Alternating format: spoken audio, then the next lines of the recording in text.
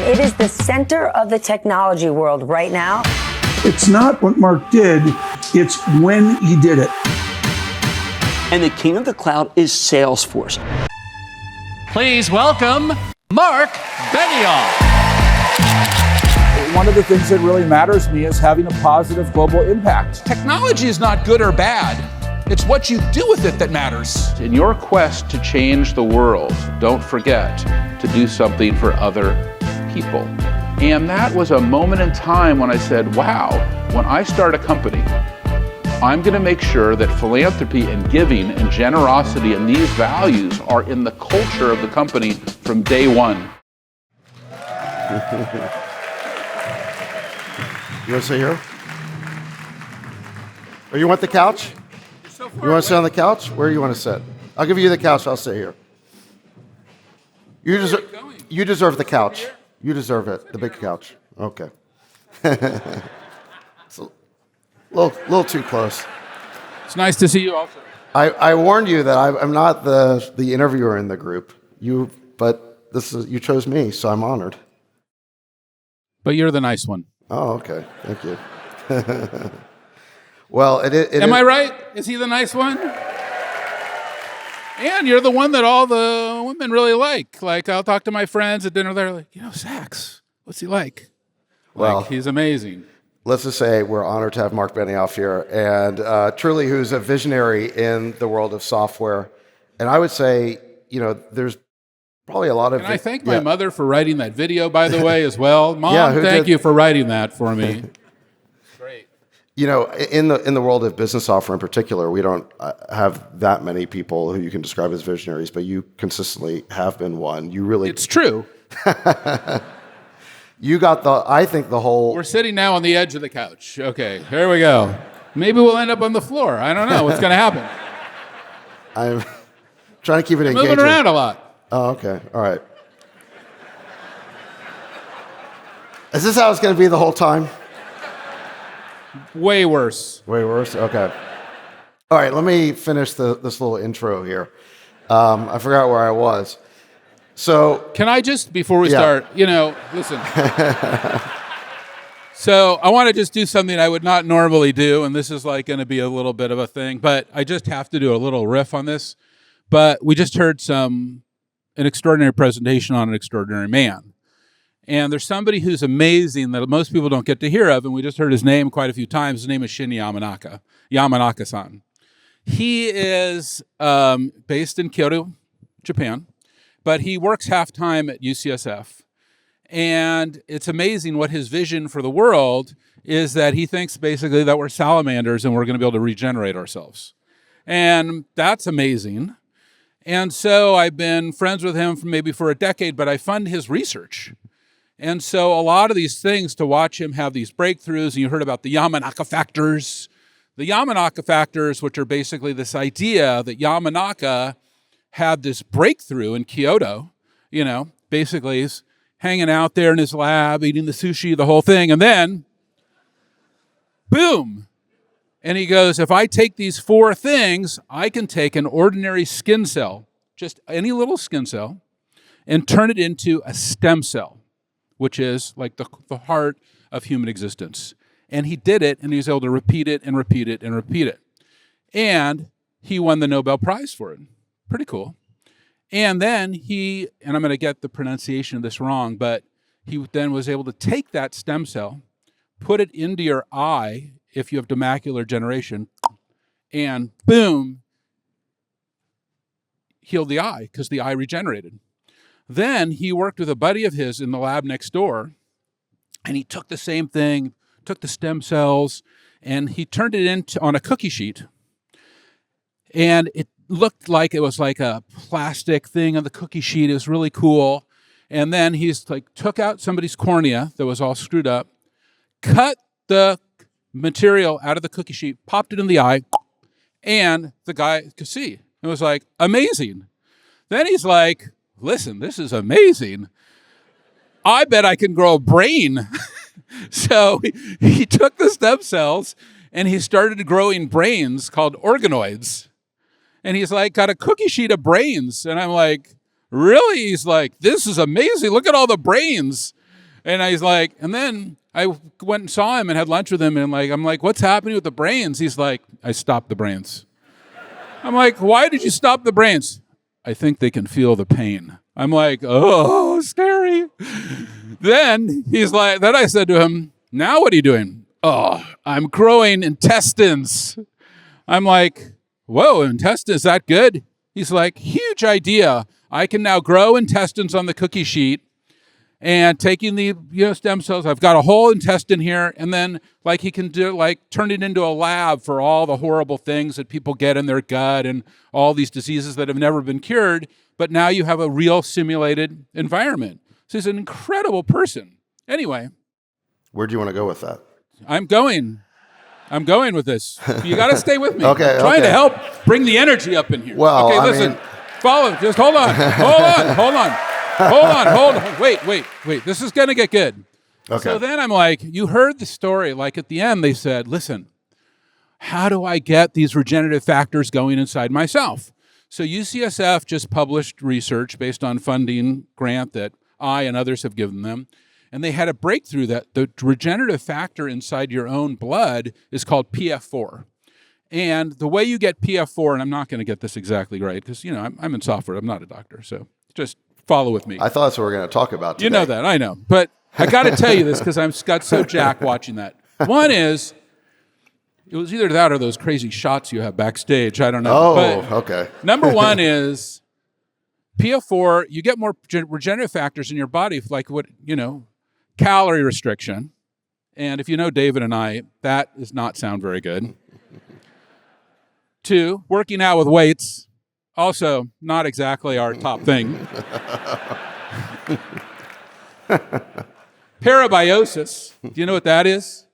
So parabiosis kind of came out of research published a decade ago in the New York Times and others, which came from Saul Valeda, another person I work with at UCSF, where they took the blood of a young mouse and put it into an old mouse, and then the old mouse got young again. And that was moving the PF4 into that old mouse. So and the fourth thing is clothotherapy, which is a genetic therapy that I don't really understand. And these 4 things can start to generate more of these things inside your body. So then I'm getting excited. I'm like, God, I have these problems. Maybe I can regenerate different parts of myself, whatever. And so I'm talking to my doctor at UCSF because I'm going through my own serious problem where I'm like, my left leg is like a half an inch shorter than my right leg, and I'm running on the treadmill, and I'm always ripping my Achilles, ripping. And all of a sudden, my Achilles looks like it has a donut. And in fact, I went to UCSF, and there was an MRI. Well, how many of you have had an MRI? Raise your hand so you know how horrible it is. Anyway, you get in this big machine. They're looking at my Achilles. They come out, and they're all like this. Oh, sorry about this. Really horrible. And I'm like, so I kind of took this thought, and I'm talking to my doctor. I'm like, why can't we use some of this, figure out what we can do? So he's like, all right, come back on Wednesday. So I come back on Wednesday at 5:00. I'm in Mission Bay at UCSF, and I'm like, hey, Anthony, where is everybody? We're going to talk about it. Come into my lab. So I come into the lab. They've got a centrifuge there, all this stuff going on. I'm like, well, this is interesting. He's like, did you work out today? Yes, I'm working out. Do you following the PF4? I'm doing it. Okay. This is what we're going to do. It's going to be very straightforward because we have two things we can do with you, Mark. Number one, we can just take your Achilles and we bring you into surgery right now. We'll just shave off half your Achilles and then put you in a boot and see where you are in 6 months. I go, doesn't sound great. Second idea. What we're going to do is we're going to take a scalpel right here. We're going to cut into your Achilles 20 times and into your ankle. I'm going to take your blood. I'm going to spin it. I'm going to try to find the PF4 in your plasma. I'm going to inject it into your Achilles and into your plasma, slice into it with my scalpel. I go, sounds great. He goes, one problem. I go, what's that? We don't use anesthesia to do that. Why? Because it destabilizes the PRP and the plasma and all the PF4 and all that. I'm like, let's rock. Let's rock. So he did the whole thing, and then boom, I'm like a salamander. They grew me a new Achilles right in place. So that thing that you just heard, that shit is real. And it's pretty awesome. It's, yeah. I have a question for you. So if he can sell $3 billion into his startup, I should probably start. I'm ready to go. Got the pitch. Do you ever consider that you missed your calling as a scientific researcher? Definitely not. Definitely You're not. happy with the choices you made. Well, no, that's an incredible I'm story. good. So I'm you happy. are one of the first to actually try using the Yamanaka factors on yourself. I wouldn't think I'm one of the first, but I think that it's very real, and yeah. it's gonna have a huge impact on our lives. And I think that we should be supporting these medical researchers. I think it's one of the reasons that I've put almost $1 billion into UCSF of philanthropy, because I believe in these people who have absolutely they've dedicated their lives to basic science and meeting them. If they're so inspiring to me, and like I just had lunch with Yamanaka and Saul Valeda and Anthony Luke and another incredible researcher, Mark Moser, at my house, and like we're talking about the intersection between oncology and regenerative medicine, which is like two completely different worlds that don't talk to each other. And it's what inspires me that we can work with others to kind of give them the entrepreneurial push to go do something incredible. And these people are just awesome. Each one is amazing. That is incredible. So let's shift gears and talk about something else. Nice coincidence with the Yeah, no, it's incredible. It's a great story. I know you're very philanthropic and do a lot with UCSF. So kudos to you for encouraging that type of research. Let's shift to another thing that's having a huge impact on our lives, which is the cloud and software, where you were a pioneer. You started Salesforce back in 1999? 25 years ago. 25 years ago. And how long have you been a public company for at this point? 2004. So 20 years. 20 years. And one of the things I noticed... I'd rather count 80 earnings calls. Yeah, well, actually, speaking of earnings, let's see if we have this slide. Do we have earnings? Well, first... Oh, yeah. Oh, boy. What slide is that? This is your stock chart over 25 years, 20 years. Yeah. You're almost at your all-time high. I guess there's no linear success, exactly, right? Yeah. Really good point. Yeah, we had you just keep basically going. had a bubble. We had a bubble in late 2021. We had a huge correction in 22. There was? I need to make a note of that. We should talk about that. But you're basically back to where you were. This is one of your tweets. Actually, it is. This is one of the things I appreciate about the way you do earnings calls is you just put out this really simple tweet, and it shows a progression. And if you like looking at numbers the way I do and seeing patterns in them, one of the things I noticed a while ago was that if you start at the bottom and work your way to the top, that Salesforce is growing by about 20% a year. And if you look at it over 3 years, that's roughly a double. So every 3 years, Salesforce was doubling. And that means that over a decade, it's growing 10x. And so every decade is basically an exponential, if you can stick with it long enough. That was one of the patterns that I noticed with Salesforce. Look, I think that that the growth obviously is incredible to $38 billion, and obviously the cash flow is incredible. It's more than Coca-Cola did, I think, last quarter, and the margin is incredible. But let me just say, probably the best decision we made, and it's not on the slide, which is the day we started the company, we put 1% of our equity, 1% of our profit, 1% of our product, 1% of all of our employees' time into a 501(c)(3) foundation. Now, at the time, it was very easy because we had no employees, we had no equity, we had no profit, so it wasn't very complicated. But that idea, though, really kind of created the foundation of the company, because we were able to do now, and I think the numbers, right? We're almost 10 million hours of volunteerism. We've been able to give away almost $1 billion in grants. We run almost 100,000 nonprofits and NGOs for free on our service. And I think it really set the stage that business could be the greatest platform for change when it came for Salesforce. It gave it that philanthropic platform. So is there $2 billion in equity sitting in that 501(c)(3) at this point? A lot. Well, there's more. I think there's about $500 million in the foundation, and a lot of it has been already given out. And then we give out more every year and every month, every day, whatever. But like on Monday, we'll give another $25 million approximately to the San Francisco and Oakland public schools.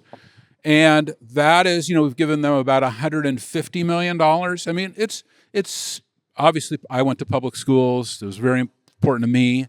But my mother was a teacher in the San Francisco public schools. But also our employees, we have 75,000 employees. their kids are in the public schools. And so it's a key part of our mantra and our culture that we're trying to support public education, adopt a public school. I really think that each one of us needs to focus more on the public education system in the United States. It's something I encourage in not all my employees, but whenever I do a presentation, I'm like, my public school is like a block from my house, Presidio Middle School, and I just went down there and knocked on the door, and they're like, "Who are you?" And I'm like, how can I help you? And what can I do to support you? They need a new playground. They need this. They need that. And maybe they just need some support, moral support.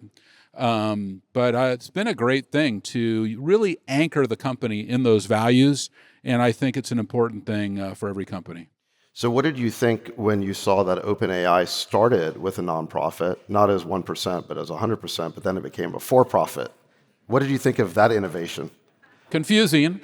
18,000 companies have now followed our 111 model. You can find out about it at pledge1%.org. That other model, I don't really understand. I think we've proven our model. This is important. We came out with 3 models. The cloud model, which you also have been part of that. The subscription model, you've also been part of that. And the philanthropic model, and you've been part of that.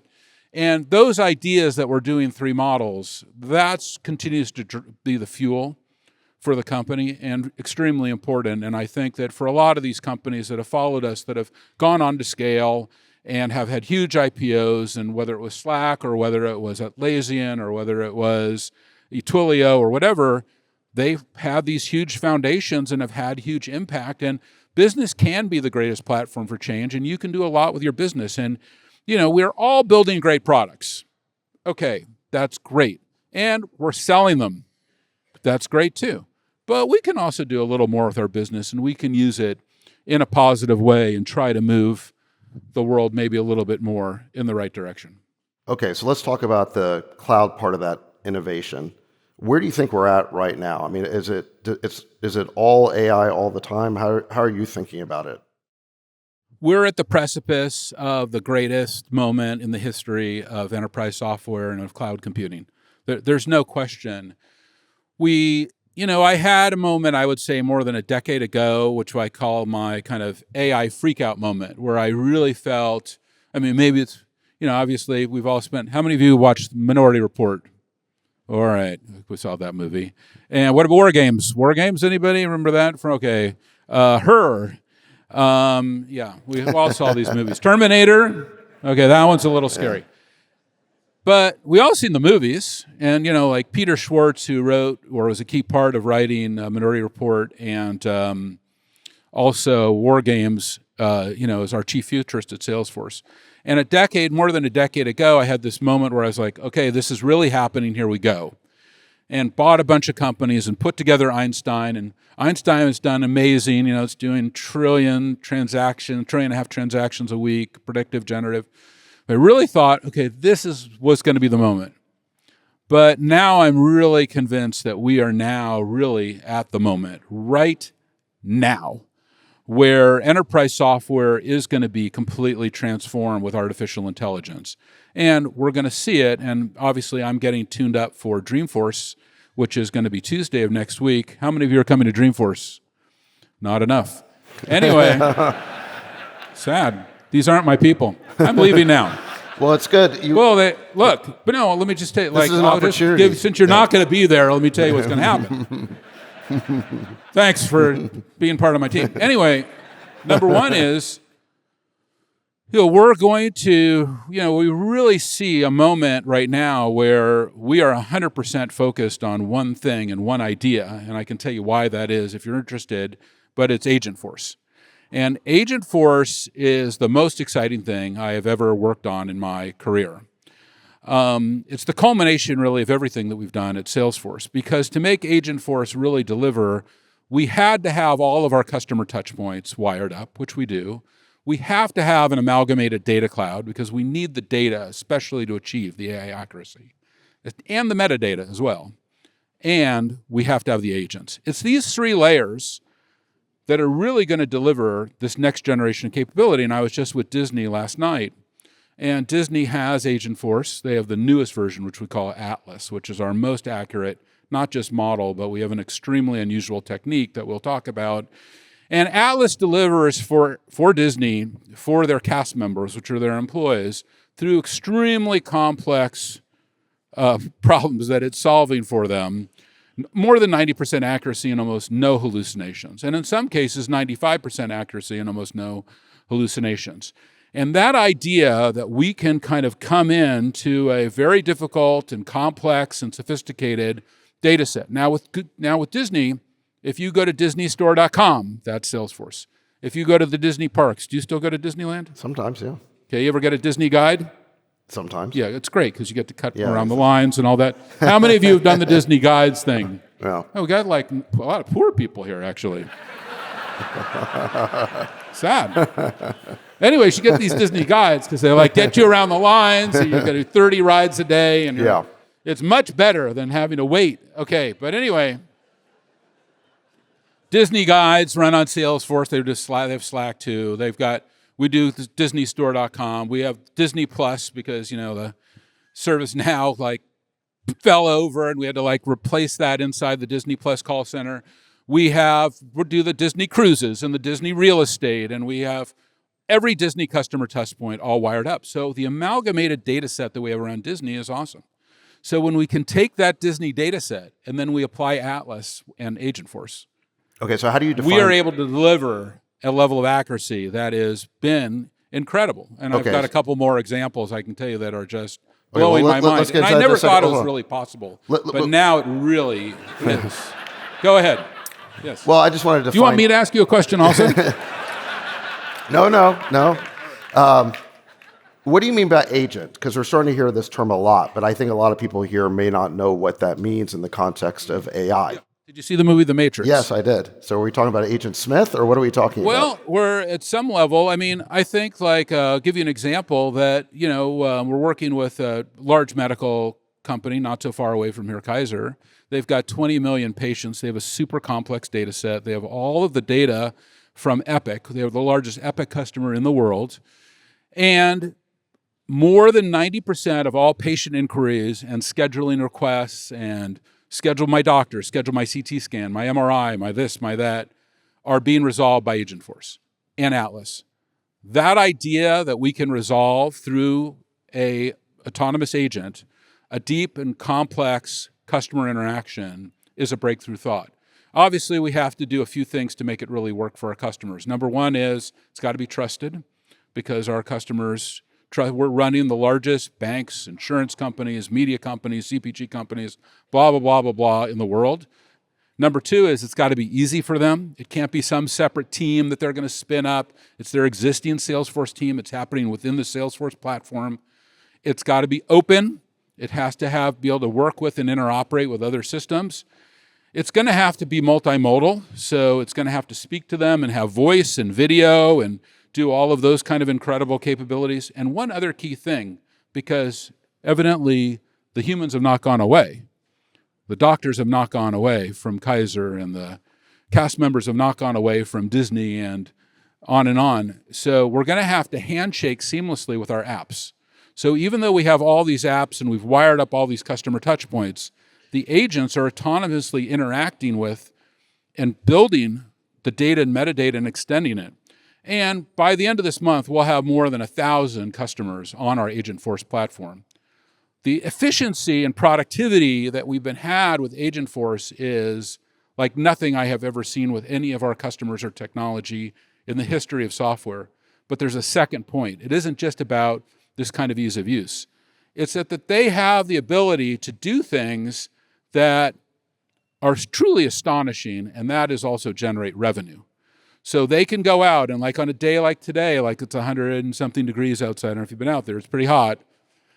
And Disneyland may not be as full today as it's going to be. And they knew that was going to be true 2 days ago, that a heat wave was coming. Disney can proactively go out to their consumers and their customers and say, hey, come enjoy the heat with us all, Disneyland, and we're going to give you a special promotion or price or contest or whatever it is to come to Disneyland. So we want to be able to proactively go out and generate revenue, and we also want to be able to kind of bring that customer service in. I think last night I had dinner at Beverly Hills at the Grill. Have you been there? Great, right? Cream spinach. Well, I did something different. But What do you want? What do you prefer? Well, I like potatoes. Potatoes, Yeah. okay. Any kind of potato. You like any kind of potato. Baked potato, steak fries. All So good. I'm on OpenTable, Yeah. right? Anybody here use OpenTable? No, it's a very weird group. Anyway, so I'm using, anyway, Yeah. you can use OpenTable to make restaurant reservations. And there's 160 million consumers on OpenTable. They're not in Right. this room, but they're somewhere. And they've got also 60,000 restaurants, and they've got a lot of complex issues, in regard, I didn't get my table, or my food wasn't right, my potato didn't get cooked, whatever it is. These things are going to get worked out, but also all of a sudden the restaurant's like, oh, look, we're not as full tonight as we want to be, and we're willing to do, let's go out to our customer base and bring them in, but let's do it through a complex conversation, Right. an empathic conversation as an agent with our customers. I think it's going to be a rocket ship. Okay, so how long will it be until when you call a customer support center, you're talking to an AI that sounds like a human and you can't tell the difference? Are we there yet? Or We're there yet. We are already at that point. We already have that live, and we will have that scaled for thousands of customers before the end of with thousands of customers live before the end of this year. And I just demoed it. I was just at a conference and spoke a couple miles away from here at KPMG, and we showed them that exact situation where, through, we used to call, this kind of voice response system, whatever, but you would kind of hit a wall pretty quickly with your bot, but these aren't bots. These are not the bots you're looking for. These are we're really getting to another level capability, and I think that it's pretty impressive. And I think in the example of Disney, Google has some great products. I know Sergey was here yesterday, and they've done a great job with AI, as you know. But in a head-to-head benchmark of Salesforce's Agentforce against Google's AI, we 2x them on accuracy. And the reason why is we'll explain it next week. It's a couple of things. Not only is there next-gen models, but it's also new techniques involving next-generation, retrieval augmented generation, RAG techniques that no one has seen before, and it's really incredible what's possible. so you're kicking Google's ass. I'm cool with that. Well, they're a partner also, customer, and I love them, but yeah, it's competitive. Well, let me keep It's building. competitive. Let me keep building on this. We're trying to all make AI a little more accurate and a few less hallucinations along the way. Let me give the audience a little update about something we just heard at OpenAI. They just did a day where they brought in a relatively small number of investors and kind of gave us all an update on their product roadmap. And it sounds kind of similar because everyone's moving in the same direction. So there were three big takeaways. Number one was that they said that LLMs would soon be at PhD level reasoning. Right now, it's more like a smart high schooler or college student in terms of the answers. We're going to be at the next level. Shortly behind that is agents, like you're talking about. And then third and closely related is that agents will have the ability to use tools. And a tool can be a website. So if you think about it now, you've got this LLM, it's really smart. It's got, it's like a PhD. You can give it an objective. It will break that objective into a list of tasks. And those tasks can include using other pieces of software. And thanks to things like OpenAI just launched the audio API, which developers can use. It's in private beta. We have some companies using it. The LLM can now basically pretend to be a human. And it won't be hard to find a piece of software to enable a phone call. So you can imagine telling a personal assistant agent that, and it could be OpenTable, that, hey, book me a dinner reservation at the Grill. And it could place a phone call on your behalf and actually talk to the Grill. It could also go on OpenTable and just use OpenTable and book it. But if for some reason that didn't work, it could literally place a phone call on your behalf, and the person picking up at OpenTable wouldn't even know that your agent actually isn't a human. It's an AI. But here's where I think it gets really crazy, is when the phone gets picked up on the other end, that could be an AI too pretending to be a human. So you could have two AIs pretend to be humans talking to each other. and resolving tasks on your behalf. And I literally, I think that's where it's headed. We're definitely moving in this direction, but there's a cautionary tale here. And I think that I'll just tell you the real world experience with my customers and the problems that I'm trying to solve for them. I think in the last few years, what we've kind of heard, and some of it has come from OpenAI, but especially from Microsoft, that we're in this co-pilot world, and these co-pilots have universally failed. The level of accuracy, the spillage of information, the lack of trusted environment, co-pilot has been a complete disaster. And that idea that this kind of amount of technology got released and sold into these very large customers, telling them that the promise of AI is here, but didn't do it in a trusted way, didn't do it with the level of accuracy, didn't do it with the level of security needed. And one of the things that was interesting, because I was with one of the customers trying to do this exact technique that you're talking about, which is a large telecommunications company in Seattle. And what this company did is take a model and one try that to... we've heard of? Nope. Okay. We're going to just tell you, training a model, Okay. retraining a model, building their own model. Mark, we have to have our own models. We're going to DIY it. We're going to DIY our AI, and it's going to be awesome. Then we're going to write our own agents, and we're going to do this, we're going to do that, the other thing. And I'm sitting there, and I'm going through it and whatever, and then I'm like, now show me your benchmarks. And show me all these different pieces. And for them, it's a bit of a science project. And I've seen this now with a number of our customers, that they're kind of DIYing their AI. And, DIY, I think it's fine if you're like Neil Young and it's homegrown and it's Canada and it's, Ontario. But this is not what you should be doing with your artificial intelligence. But what are you guys using as your foundation model? Is it Llama 2? Like, what do you guys use for your We have foundation? a lot of our own models, our own techniques, and then we let you bring in the model that you want, but we are all about achieving your accuracy. Because what I've seen with these kind of approaches, especially the one that you just outlined, is that, you can get maybe 30 or 40% accuracy. In this case, this customer is 25%. You had somebody on the stage yesterday, I won't tell who it is a common friend of both of ours, who tried to take this approach for a large telecommunications company that he owns, and he said he was getting about a 25% accuracy with this homegrown model. And I'm like, why are you doing that? Instead, in our platform, the platform is building the model for you. You're not having to train and retrain your own models. You're building your own models in our platform, and we're going to deliver much higher levels of accuracy for you, and we're going to deliver AI. This is the AI that you want. This is this next generation of AI, and I think that we will have to prove that with benchmarks and with bake-offs and to show customers, because the promise is amazing. But at a very deep level, customers are going to need, what you and I have done for the last, 20 years of our life, which is build professional enterprise software and deliver it to them in a capability. And in regards to an agent running enterprise software, you just saw that was the fundamental business model of Adept, which was David Luan's company, and that he built GPT-3, then he left OpenAI to start Adept, and this idea to build agents that are going to drive apps. I'm sure that all of those things are going to happen.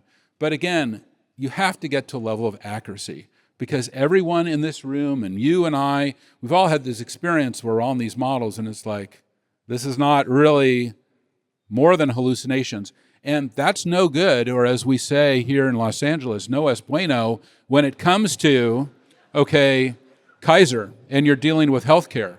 When you're dealing with healthcare and you've got a patient and you're reading their medical records, you better be delivering more than 90 or 95% accuracy, because the 50% accuracy thing is no good. Well, I can see you're ready for Dreamforce. I'm trying to find it. I'm testing material out here a little bit. What do you guys think? I'm like... Are you guys excited for the rise of agents? Yeah? It's going to be a really big deal. I think that everything we've seen so far with LLMs has been, again, about reasoning and generating. But with agents, the AI is going to be able to take actions. Yeah. And they're going to know how to use tools, which until now has been something only humans I got to tell you a really good story, because you're inspiring me around... Steve Jobs had a huge impact on my life, and I worked at Apple in 1984 when I was in high school and coming into college, and I was an assembly language program. I wrote the first native assembly language on this Macintosh, on the 68,000 assembler, and sitting there in the cubes, and Steve is running whatever it was, and thank God, I have this relationship and influenced me so much in my life, and then called me on a series of times, and after I started Salesforce, gave me really key advice. Anyway, it was 2010, and he calls me, come down here, I need to talk to you. I'm like, shit, what the hell, what did I do this time? So I go down there to his office, and I always bring a few Salesforce employees with me, and I've got some great folks with me. And we're sitting there, and he's like, I'm going to show you this. And I'm like, all right, let's go. And he brings out the iPad. And he's got two of them. He's got the big one and the small one. And he's like, yeah, Mark, here it is, but I don't like the small one. I'm only going to have one size, you know that. I'm like, yes, sir. And he's like, listen, I've been working on this concept for a long time. And, in 2007, I introduced iPhone. And, I said, thank you for sending me one. I love it. It's great. It's like, but do you know why now we're doing the iPad? I'm like, no, because I know you had that too in 2007. Oh, yeah, but you know what? The real situation here is at Apple. I'm like, what is it, Steve? He's like, we only have one A team here, one A team. So we're only focused on one thing at a time. And then he lays out like 5 or 6 products on his coffee table, and he goes, and we will never have more products than can fit on my coffee table. And I'm like, well, that's really awesome. And he's like, I've been focused on 2007 on the iPhone, and now I'm going to zero in, and I'm only going to do iPad. One focus at a time. Remember that, Mark. That's the way you need to run Salesforce. And I'm like, okay, is that why you brought me down here? Yes, you may go. And that's how I feel right now about Agentforce. This is all I am doing. Just try to take our company, we have a great company, $38 billion in revenue, 75,000 employees, hundreds of thousands of customers, and one focus, Agentforce. This is because of what you're saying. This is the moment. This is the greatest opportunity in the history of enterprise software, and it must be executed with absolute acuity and excellence. And that is what I think we all need to do. So I agree with you. I mean, I think the agents are going to be huge. And Elon said something kind of similar the other day.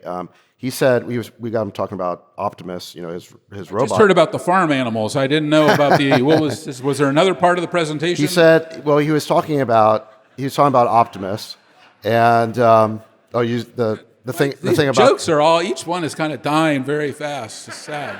Took me a second to realize that you were talking about his cock. But now I got it. Okay. No, he was referring to. It's great how you bring this humor into the all-in. Yeah, it's very subtle sometimes. Right, I understand. So what Elon mentioned that really stuck with me is he said that humanoid robots, the creation of these humanoid robots, are the biggest economic opportunity in the history of the world. The average person's... Is he making some of them by any chance? He is, but... Well, it's kind of like you saying that agents are the biggest opportunity in the history of enterprise software. Let me write that down. Thank you for letting me know that. It strikes me that there's something similar here, which is... Elon is a good salesman. Is that your point? Well, I'm saying there's an analogy here between... He didn't give you the regenerative pitch. Is that my... Well, no. Here, the point is this, is that where we're going with AI is it's going to be able to take real actions. And in the case of Optimus, it's in the physical world, and it's going to be the brain for these humanoid robots. In the enterprise, it's basically the brain for these agents. I think these things are actually they're on parallel tracks. I wouldn't say they're competing. And these are the droids you're looking for. So I think that I think you're right about this opportunity. And what I'm saying is I think it's analogous to what Elon is seeing with robotics. I think there's no question, and I think that for our customers, they're going to augment their employees. They're going to make things lower cost. They're going to increase their revenues. They're going to increase their margins. We're going to take some customers and just turn them into margin machines. And I think that the opportunity in the enterprise is unbelievable. He's also directly addressing the consumer market, which I think is very exciting. Obviously, he's an expert in that area. And yeah, we're about to move into this new world of AI, of droids, of all these things. And, it's a bunch of waves of, look, technology is getting lower cost and easier to use. It's a continuum. And we're all riding that continuum. This is extremely important. But also what's very important is, especially as we move into this, we all have to think about what are the values that are going to guide this technology? Because each of us have seen the movies. We all watched the movies. That was the one place where I got the hands to go up, right? So we know how it can go really wrong, right? Everybody saw that part of the movie. So what are the values? What's going to be really important to us? Will it be trust? Is it customer success? Is it innovation? Is it equality? Is it sustainability? What are the values as we kind of guide into the next level of the future? Because those core values that we need to manifest and really focus on, that is, I think, still out there as a major discussion item. It's got to be figured out, and that is why we're very lucky that you are one of the great visionaries of our industry, because you're not just a great entrepreneur and CEO, but you're a great human being. So thank you, Marc. Thank you.